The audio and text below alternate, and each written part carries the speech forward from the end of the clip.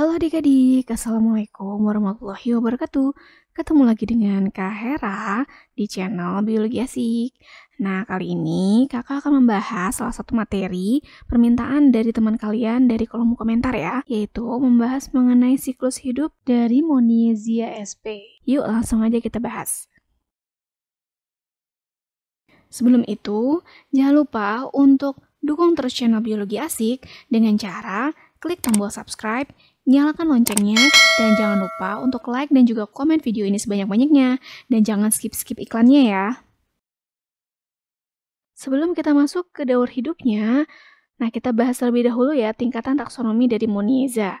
Nah jadi Moniasia ini termasuk ke dalam kingdom Animalia. Nah, kemudian termasuk ke dalam filum Platyhelminthes atau cacing pipi.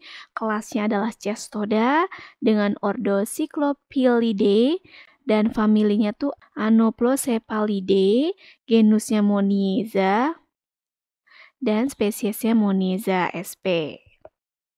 Nah, lalu apa saja sih ciri-ciri dari cacing Moniasia? Nah, jadi Moniasia sp itu memiliki ciri yang pertama, tubuhnya itu pipih, memanjang, dan juga bersegmen. Makanya kan tadi masuk ke dalam filum Platyhelminthes. Nah, ciri yang kedua, ukuran dari cacing Moniasia yang dewasa itu panjangnya 600 cm, sedangkan lebarnya itu antara 15 mm sampai 25 mm. Kemudian ciri yang ketiga, Moniasia ini memiliki 3 lapisan embrional atau disebut triploblastik, di mana cacing Moniasia itu tidak memiliki rongga tubuh atau termasuk kelompok hewan aselomata. Ciri yang kelima, simetri tubuh dari Moniasia itu adalah bilateral simetris atau hanya bisa dibagi dua. Nah, kemudian Moniasia ini termasuk cacing yang bersifat hermafrodit atau berkelamin ganda.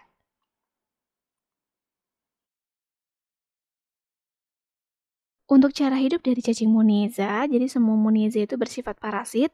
Nah, di mana ada 3 kelompok atau 3 spesies dari Moniasia, yaitu yang pertama ada Moniasia expansa, yaitu parasit pada domba. Kemudian ada Moniasia benedeni, itu parasit pada sapi. Dan yang terakhir ada Moniasia caprae, itu parasit pada kambing.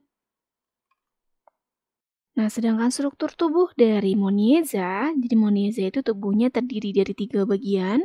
Yang pertama ada bagian kepala atau yang disebut dengan scolex, kemudian ada bagian leher dan juga bagian tubuhnya itu disebut proglotit.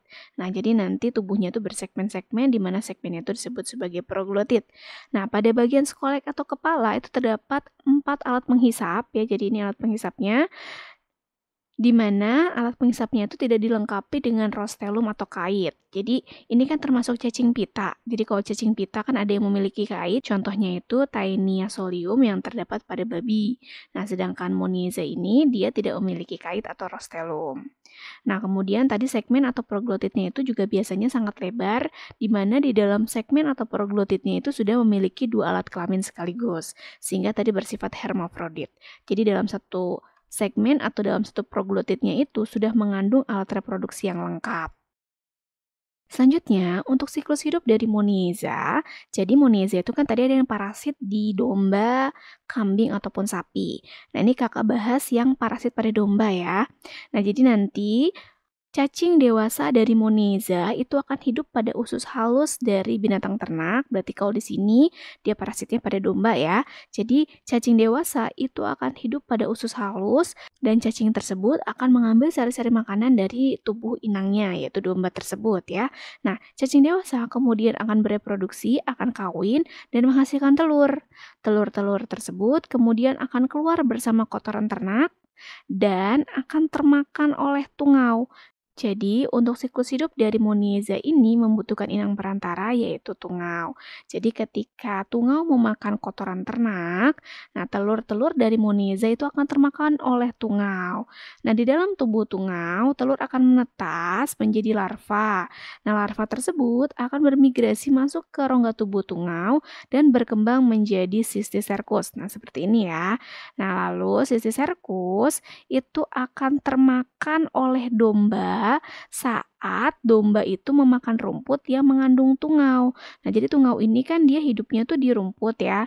Nah, jadi ketika domba itu memakan rumput yang mengandung tungau, maka tungau akan tertelan dan larva Sisycercus akan masuk ke dalam tubuh domba dan berkembang menjadi dewasa di dalam tubuh domba.